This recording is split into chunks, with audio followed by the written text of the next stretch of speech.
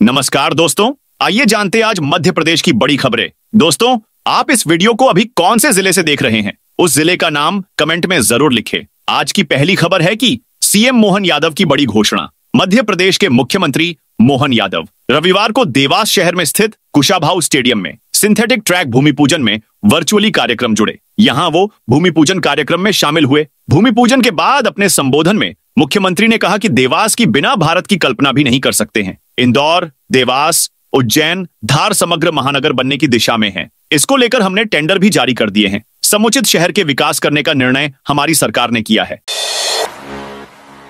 1 जनवरी से petrol pump होंगे cashless. Madhya Pradesh police द्वारा संचालित पेट्रोल पंपों और सुपर बाजारों से लगातार सामने आ रही गबन की शिकायतों को गंभीरता से लेते हुए अब पुलिस के इन दोनों ही संस्थानों से नकद भुगतान करने पर बैन लगने वाला है। यानी इन संस्थानों पर सिर्फ ऑनलाइन ट्रांजैक्शन ही किया जा सकेगा। मध्य प्रदेश पुलिस की ओर से जारी आदेश के तहत 1 जनवरी 2025 से यह आदेश पुलिस के सभी पेट्रोल पंप और सुपर बाजारों पर प्रभावी कर दिया जाएगा। 1,50,000 झुग्गियां हटाकर पक्के मकान बनाकर देगी सरकार। मध्य प्रदेश सरकार झुग्गी झोपड़ी हटाकर वहां रहने वाले लोगों को पक्के मकान देने की योजना पर काम कर रही है। इसकी शुरुआत राजधानी भोपाल से की जा रही है। यहां करीब 1,50,000 झुग्गियां हैं जिन्हें हटाने का प्लान बनाया गया है। राजधानी को झुग्गी मुक्त बनाने के लिए सबसे पहले राज्य मंत्रालय वल्लभ भवन के सामने से झुग्गियां हटाई जाएंगी। यह काम 7 दिनों में शुरू कर दिया जाएगा, जिसके तैयारियां तेज हो चुकी हैं। शनिवार को कलेक्टर कौशलेंद्र विक्रम सिंह ने इस संबंध में जिला प्रशासन और नगर निगम के अधिकारियों की बैठक बुलाई। जन सुनवाई में हंसने पर अधिकारी को नोटिस। छतरपुर में एक अधिकारी को हंसना महंगा पड़ गया। प्रशासन ने इसे अनुशासनहीनता, कार्य के प्रति लापरवाही और दंडनीय मानते हुए कारण बताओ नोटिस जारी किया है। यह मामला 19 दिन पहले 29 अक्टूबर का है। इस दिन छतरपुर के जिला पंचायत भवन के सभा कक्ष में जन सुनवाई का आयोजन किया गया था, जिसमें ई गवर्नेंस के सहायक प्रबंधक के तिवारी किसी बात पर हंस दिए थे। अपर कलेक्टर मिलिंद नागदेवे ने इसे अनुशासनहीनता मानते हुए उन्हें 30 अक्टूबर को कारण बताओ नोटिस थमाया था। यह नोटिस अब सोशल मीडिया पर वायरल हो रहा है। 1 दिसंबर से 2 माह तक होगी वन्य प्राणी एरिया में गश्त। बांधवगढ़ टाइगर रिजर्व में 10 हाथियों की मौत के बाद वन विभाग ने वन्य प्राणी क्षेत्रों में गश्त तेज करने और अवैध शिकार करने वालों पर कार्रवाई के लिए ऑपरेशन वाइल्ड ट्रैप चलाने का फैसला किया है। यह अभियान 1 दिसंबर 2024 से 1 जनवरी 2025 तक चलेगा। अभियान के तहत जांच दल के अधिकारी हर 15 दिन में अपने एरिया की गश्त से संबंधित रिपोर्ट सौंपेंगे। वन विभाग ने यह भी कहा है कि जिन क्षेत्रों में गश्त नहीं होगी वहां के काम का रिव्यू कर कार्रवाई की जाएगी। बियर की बोतलों पर इंदौर हाईकोर्ट का फैसला। पुरानी बियर की बोतलों जिन पर किसी अन्य कंपनी का ब्रांड, नाम, लोगो अंकित है, का दोबारा उपयोग करके अपना बियर उत्पाद बेचना ट्रेडमार्क का उल्लंघन है। जस्टिस संजीव सचदेवा और जस्टिस प्रणय वर्मा की खंडपीठ ने माउंट एवरेस्ट ब्रुअरीज लिमिटेड की पुरानी बोतलों में 2 बियर कंपनियों की बिक्री पर रोक लगा दी, जिन पर उनके बियर ब्रांड स्टॉक और उनके लोगो, पांडा का चेहरा अंकित है। इंदौर हाई कोर्ट में मामले की सुनवाई के बाद कोर्ट ने फैसला सुनाया है। स्कूलों में महीने के एक शनिवार को होगा बैगलेस डे। सीहोर जिले में कक्षा 6 से 8 तक पढ़ने वाले बच्चों का समग्र विकास हो, इसके लिए बैगलेस डे के दिन बच्चों को विभिन्न गतिविधियों का आयोजन करने का निर्णय स्कूल शिक्षा विभाग ने लिया है। इस दिन बच्चों के बीच पढ़ाई के अलावा विभिन्न सांस्कृतिक, साहित्यिक एवं व्यावहारिक गतिविधियां की जाएंगी। इस संबंध में जिला शिक्षा अधिकारियों और जिला परियोजना समन्वयक को निर्देश मिले हैं।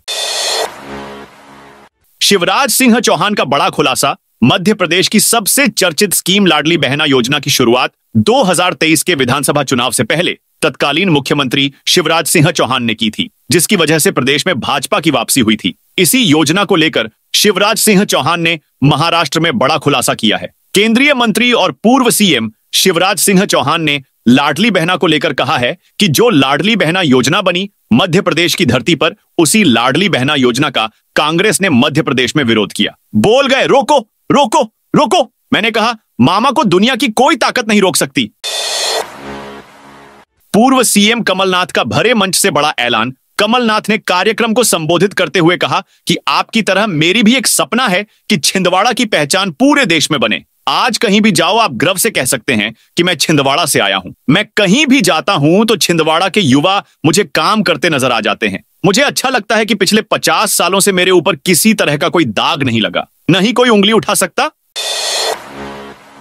पीसीसी चीफ ने चुनाव आयोग पर कसा तंज। मध्य प्रदेश कांग्रेस के अध्यक्ष जीतू पटवारी ने विजयपुर में हुए उपचुनाव की काउंटिंग पर बड़े सवाल खड़े करते हुए भाजपा प्रत्याशी रामनिवास रावत पर गंभीर आरोप लगाया है। उन्होंने कहा है कि वन मंत्री रावत ने अपने 40 से अधिक रिश्तेदार अधिकारियों को चुनावी प्रक्रिया में शामिल कराया। इसकी शिकायत चुनाव आयोग से की गई। कलेक्टर और एसपी को हटाने के लिए कहा गया, लेकिन नहीं हटाया गया।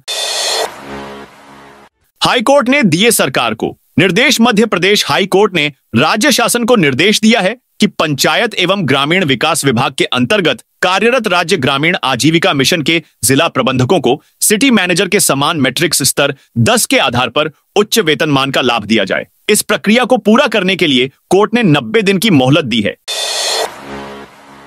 छोटे किसानों के लिए केंद्रीय मंत्री शिवराज ने किया ऐलान। केंद्रीय कृषि मंत्री शिवराज सिंह चौहान ने कहा कि केंद्र सरकार ने एक योजना बनाई है जिसमें प्याज, टमाटर और आलू के दाम गिरते हैं तो किसान को नुकसान होता है। इसलिए आईसीआर लागत पर 50% मुनाफा जोड़कर मॉडल रेट तय करेगा। बाजार रेट और मॉडल रेट का अंतर किसानों को दिया जाएगा। केंद्र सरकार और राज्य सरकार 50-50% नुकसान वहन करेंगे। उन्होंने कहा कि प्याज के एक्सपोर्ट से प्रतिबंध हटाया गया है। एक्सपोर्ट शुल्क 40% से घटाकर 20% किया गया है। सीएम बोले इंदौर, देवास, उज्जैन, धार को इंटीग्रेटेड कर महानगर बनाएंगे। मुख्यमंत्री मोहन यादव ने कहा है कि जल्दी ही देवास, इंदौर, उज्जैन और धार को एकीकृत करते हुए समग्र महानगर के रूप में विकसित किया जाएगा। इसके लिए सरकार ने कार्यवाही शुरू कर दी है और टेंडर भी किए गए हैं। होलकर, सिंधिया, बाजीराव के माध्यम से हिंदवी सेना का साम्राज्य पुनर्स्थापित होने का दौर शुरू होने के बाद इस इलाके की स्थिति में बदलाव हुआ है और विकास की स्थिति लगातार बढ़ती जा रही है। शाहपुर के लोगों ने किया डिजिटल मीटर का विरोध। बुरहानपुर जिले की शाहपुर नगर परिषद क्षेत्र में रविवार को बिजली कंपनी की टीम डिजिटल मीटर लगाने पहुंची। रहवासियों ने इसका विरोध किया। उनका कहना था कि पहले इसकी गाइडलाइन जनता को बताई जाए, इसके बाद जिला मुख्यालय से इसकी शुरुआत की जाए।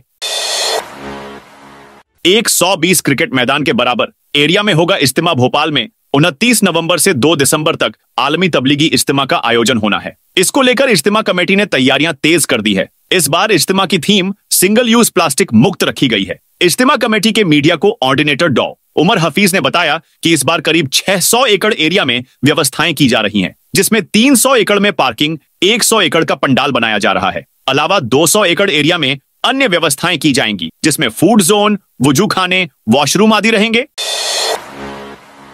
मालवा निमाड़ में बिजली की मांग 6500 मेगावाट के पार। मालवा और निमाड़ क्षेत्र में रब्बी सीजन की जोरदार सिंचाई होने पर बिजली की मांग उच्च स्तर पर रिकॉर्ड हुई है। शुक्रवार और शनिवार को पश्चिम क्षेत्र बिजली कंपनी की अधिकतम बिजली मांग 6500 मेगावाट के पार रही। दैनिक सप्लाई 11.60 करोड़ यूनिट से ज्यादा दर्ज हुई है।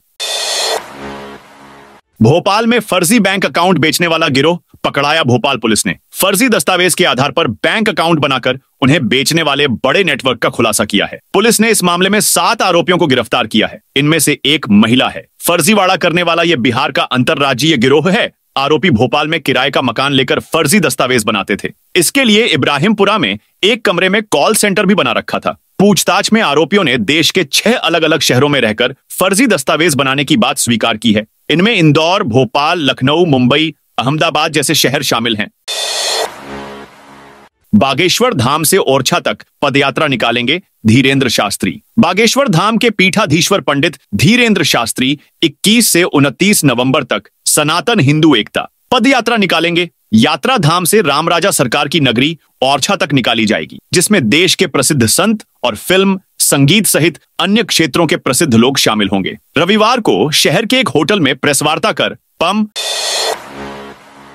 शाजापुर से खाटू श्याम दर्शन पर जाएगी 300 महिलाएं। शाजापुर से 12 दिसंबर को निशुल्क खाटू श्याम के दर्शन करने 300 महिलाएं जाएंगी। उन्हें आवश्यक जानकारी देने और उनके दस्तावेजों का परीक्षण करने राजराजेश्वरी मंदिर पर मीटिंग का आयोजन रविवार को किया गया, जिसमें खाटू श्याम जी की यात्रा पर जाने वाली महिलाएं पहुंची। ग्वालियर में 25 दिसंबर से लगेगा व्यापार मेला। ग्वालियर व्यापार मेला 2024 से 25 को शुरू होने में अब सिर्फ 38 दिन ही बाकी रह गए हैं, लेकिन तैयारियों के नाम पर कुछ भी नहीं हो सका है। शनिवार को संभागायुक्त मनोज खत्री ने मेले की तैयारियों को लेकर प्रशासन, पुलिस एवं मेला प्राधिकरण अधिकारियों से चर्चा कर समीक्षा की, जिसमें अधिकारियों को पूर्ण बताया गया कि 25 दिसंबर से 25 फरवरी तक ही मेला लगेगा। ऐसे में तेजी से तमाम तैयारियां की जाएं। भोपाल में ई-केवाईसी के 11,994 लंबित केस। सरकारी योजनाओं का लाभ लेने के लिए ई-केवाईसी अनिवार्य है। प्रदेश में ई-केवाईसी की स्थिति को लेकर हालिया रिपोर्ट में चौंकाने वाले आंकड़े सामने आए हैं। छोटे जिले जैसे सीहोर और पांडुरना टॉप पर हैं, जबकि राजधानी भोपाल और इंदौर जैसे बड़े जिले पेंडेंसी के मामले में सबसे पीछे हैं। बॉटम जिलों में इंदौर पहला और भोपाल तीसरा है।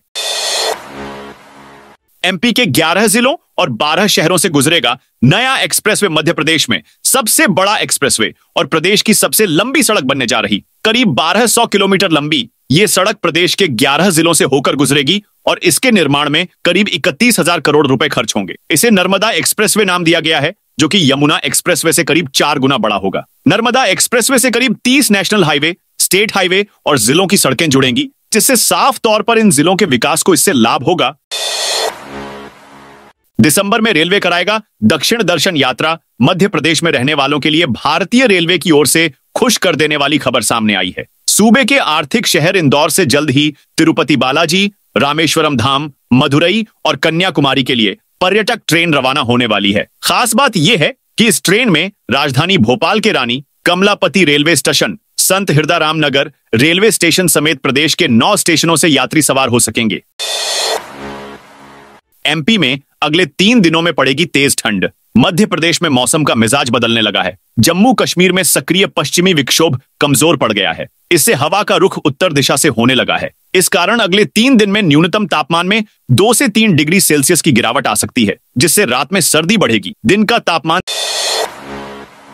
वाहनों के रजिस्ट्रेशन पर मिलेगी 50% की छूट। ग्वालियर व्यापार मेला 25 दिसंबर से 25 फरवरी के बीच लगना है। मेला अवधि में बिकने वाले वाहनों पर रजिस्ट्रेशन शुल्क में 50% छूट का प्रस्ताव परिवहन विभाग को भेजा गया है। इसके साथ ही मेला परिसर में पार्किंग, शौचालय और सड़कों के सुधार पर 33 करोड़ रुपए खर्च किए जाएंगे।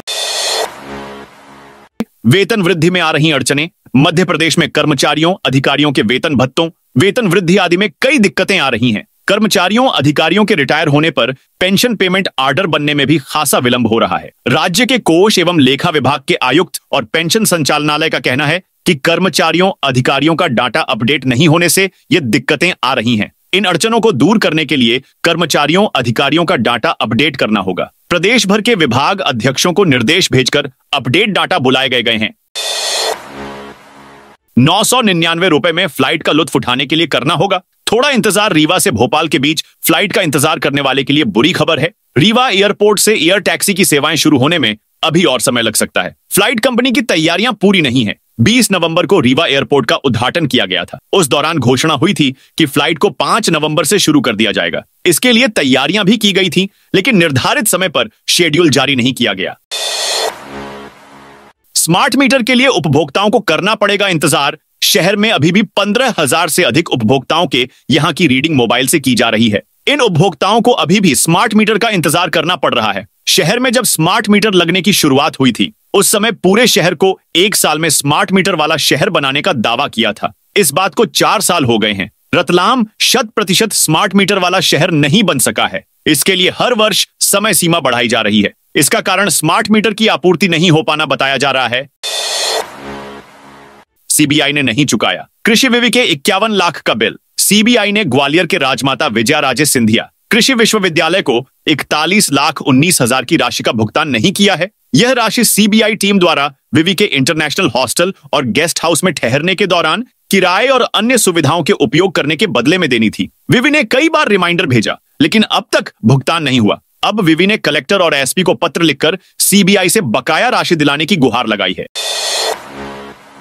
सीधी में चल रहा अतिक्रमण विरोध अभियान। सीधी में रविवार सुबह करीब 11 बजे से दोपहर 2 बजे तक अतिक्रमण को हटाने की कार्रवाई की जा रही है। प्रशासन की कार्रवाई पर सवाल भी उठ रहा है। दरअसल प्रशासन केवल छोटी दुकानों को हटा रहा है, बड़ी दुकानों पर कार्रवाई नहीं की है। तो दोस्तों, यह थी आज मध्य प्रदेश की बड़ी खबरें। आप इस वीडियो को कौन से जिले से देख रहे हैं, कमेंट करके बताइए।